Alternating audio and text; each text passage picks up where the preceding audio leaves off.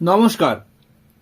বিবিসিপি ব্রজবাবুর ছোটদের পাঠশালায় সবাইকে স্বাগত জানিয়ে শুরু করছি আমার বই প্রথম শ্রেণী প্রথম পর্ব, পৃষ্ঠা ২৬ এবং ২৭। এই পৃষ্ঠা নিয়ে আমি এই যে কবিতাটি দেখা যাচ্ছে, গানের সুরে এর আগেই আপলোড করেছি ১৮৫ নম্বর ভিডিও, ৩ মিনিট ৩১ সেকেন্ডের ভিডিও। সেই ভিডিওটি বেশ কিছু মানুষ দেখেছেন, তাই সেটা নিয়ে বেশি কথা বলবো না।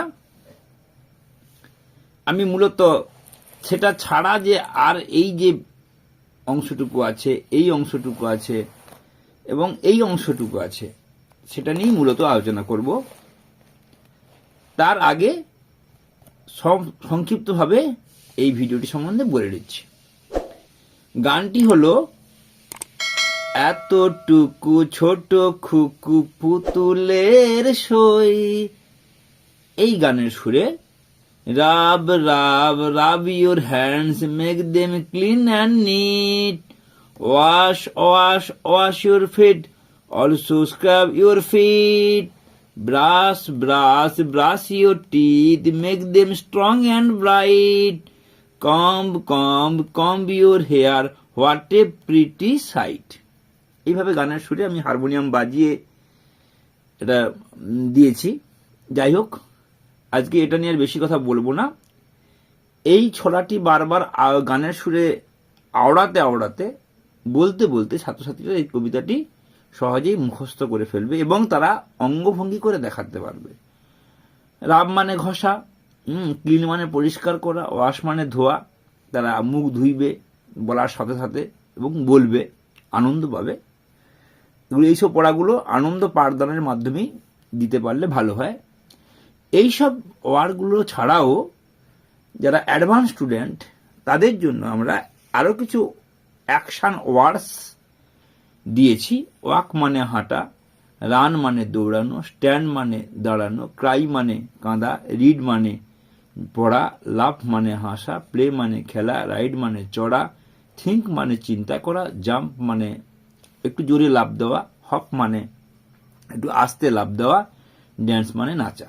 আমরা এই জাতীয় কিছু অ্যাকশন ভার্ব বা অ্যাকশন ওয়ার্ড শেখাতে পারি, যেটার দ্বারা ছাত্রছাত্রীরা ক্লাসরুম সিচুয়েশনে করে দেখাতে পারবে।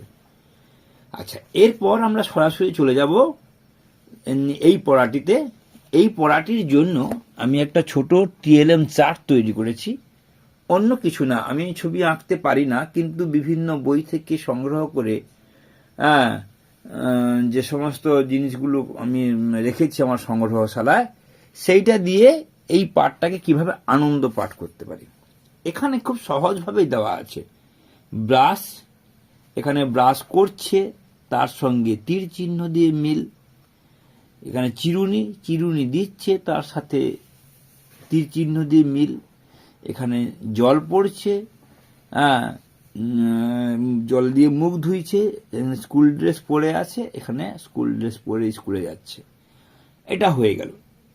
এবারে অল্প সময়ের মধ্যে তো আমার ক্লাস শেষ করলে হবে না, আমাকে এটা নিয়ে আরো বেশি সময় মজা দিয়ে কাটাতে হবে। কি বলতে পারি? আচ্ছা বলো তো, মোরগ কি দাঁত মাজে?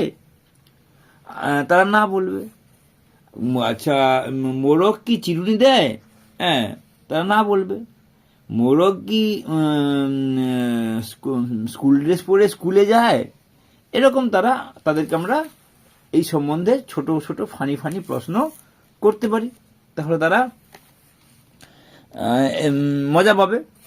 এখানে বাচ্চা ছেলে ছবি আছে, সে দাঁত মাজে বলে তার দাঁতগুলো চকচক করছে সাদা, মাথায় চিরুনি দেয় বলেই তার চুলগুলো সুন্দর দেখাচ্ছে। এইভাবে আমরা তাকে বলতে পারি।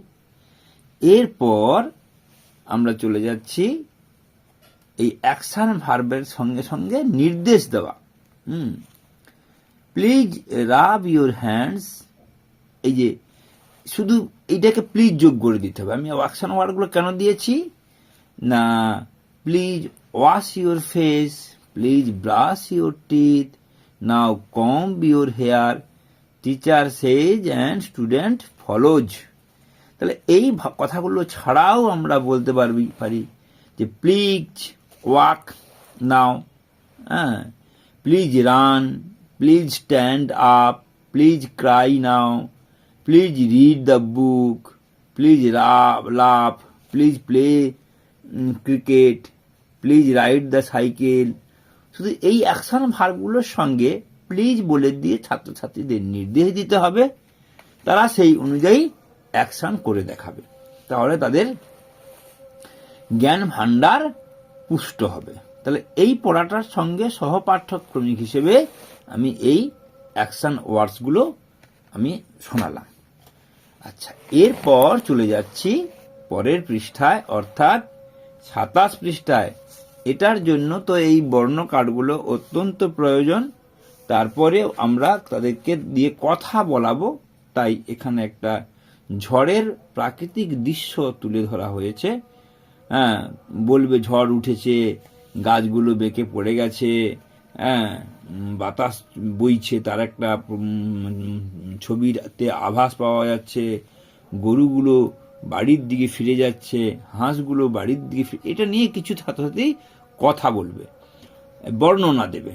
এখানে তাহলে কি হচ্ছে, তাদের বর্ণনা করার ক্ষমতাটা বৃদ্ধি পাবে। এবং এইখান থেকে কিছু শব্দ তারা খুঁজে বের করার চেষ্টা করবে। কি লেখা আছে, শিক্ষার্থীরা বিভিন্ন ছবি ও শব্দের মাধ্যমে বর্ণ চিনবে ও ছবিতে যা যা আছে তা শনাক্ত করবে। এই যে হাঁস আছে, ওখানেও হাঁস আছে, পা দিয়ে ছুটছে, ওখানে ঘর আছে, নারকেল আছে, গাছের পাতা আছে, শাখা আছে। আচ্ছা, তারপর কি, আমরা এর আগের পৃষ্ঠায় কিন্তু স্বরচিহ্ন ছাড়া সব বানান পড়েছিলাম। মনে রাখতে হবে, আমরা ধীরে ধীরে স্বরচিহ্নর দিকে যাচ্ছি এবং প্রথমে যেটা শিখব আকার। অ এর কোনো স্বরচিহ্ন নেই, আয়ের স্বরচিহ্ন আছে, আর বর্ণ, এবং আকার হচ্ছে স্বরচিহ্ন। তাই এখানে দাঁড়, ঝাঁঝ, সাঁঝ, ঘাট। দেখুন, প্রথমে অন্য কোনো কঠিন বেশি বানান নেই, শুধুমাত্র চন্দ্রবিন্দুর ব্যবহার দেওয়া হয়েছে এবং আকারের ব্যবহার দেওয়া হয়েছে। তাহলে এইভাবে আমরা বর্ণকার বসিয়ে এবং আকার বসিয়ে স্বরমাত্রা বা স্বরচিহ্ন, স্বরবর্ণ বললে অ আ ক খ, অ আ হ্রস্ব দীর্ঘ হ্রস্ব দীর্ঘ, এইটা। তাহলে এইগুলো দিয়ে আমরা পড়ে ফেলবো। কর্কর, মর্মর, সনসন, কনকন, হর হর, গড় গড়, আশপাশ, হাঁসফাঁস। শেষের দুটি বর্ণে স্বরমাত্রার ব্যবহার করা হয়েছে।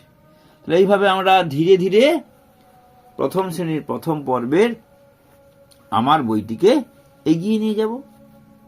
সবাই ভালো থাকবেন, আর বেশি কথা নয়। নমস্কার, ধন্যবাদ।